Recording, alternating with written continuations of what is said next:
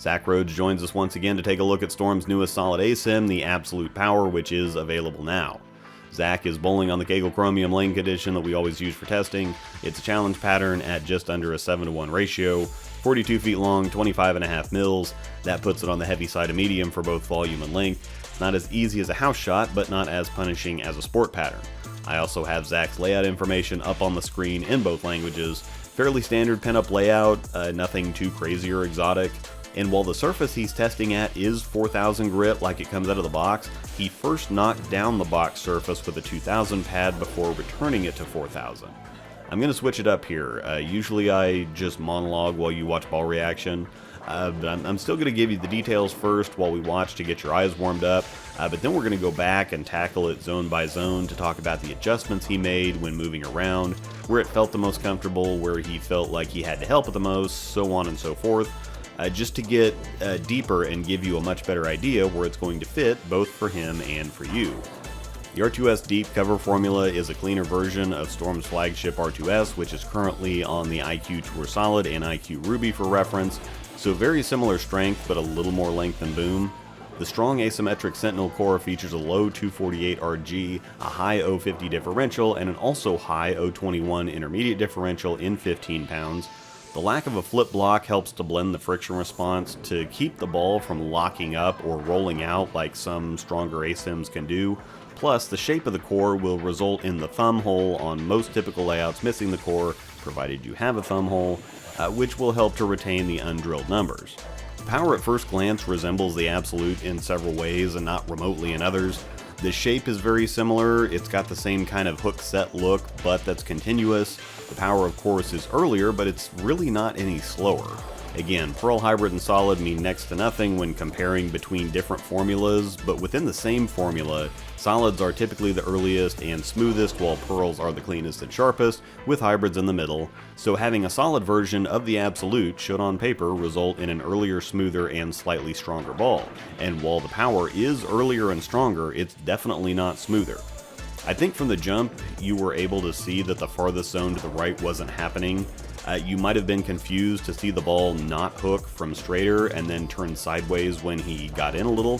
But because this ball is so responsive or has so much junk in the trunk, he had to throw it harder and reduce his rev rate from straighter to get it down the lane. It was the most difficult zone because playing to the right on a pattern with and out of bounds while using a more responsive ball can make it an over-under nightmare. Moving into third arrow, he was able to throw it more comfortably and naturally, and the difference is significant. Once again, the power is asymmetric, but it has a medium to low strength cover stock, so good amount of torque from the core helping it out, while the cover makes it comfortably clean up front and very responsive and consistent down lane. Obviously there's also a trade-off here too, one that I'm experiencing as well, but on the negative side. It's obviously extremely responsive to speed and hand position changes. Anything you can do, it can keep up with and help out with. On the flip side, if you happen to be a 40-plus-year-old ginger using the wrong hand and still have consistency issues, it can actually work the opposite direction and magnify your mistakes. I love the way mine rolls, but it's just a little too clean and quick, and I can't get dialed in with it. Anyway, back to the good bowler, whom the versatility of this ball is a big positive for.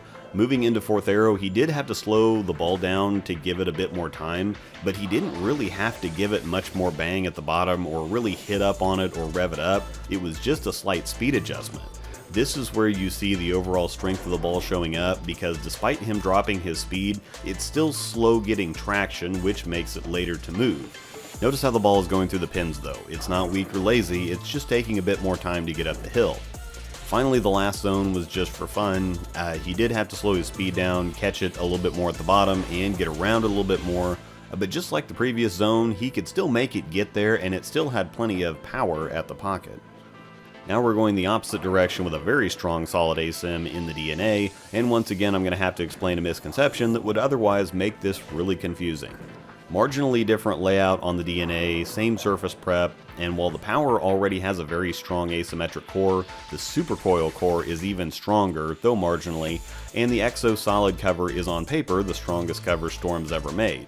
247 RG, 053 differential, and an 023 intermediate differential, so this thing is going to rev and roll and wind up fast, and it looks very good from the first zone where the power looks very bad. However, moving in is where we get into confusing territory.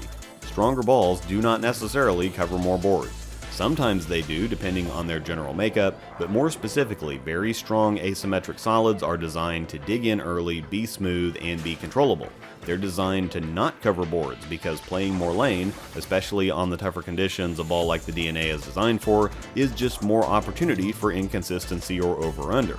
Balls like the Power are designed to be cleaner and more responsive, which helps them cover boards more when the lane starts drying up. You have to start moving in, and then you have consistent predictable friction in the track area.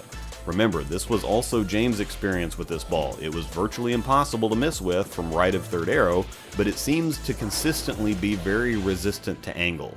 Mine is cleaner and shapes more. It actually just looks like a much stronger Power, but the left side of the lane is a horse of a different color.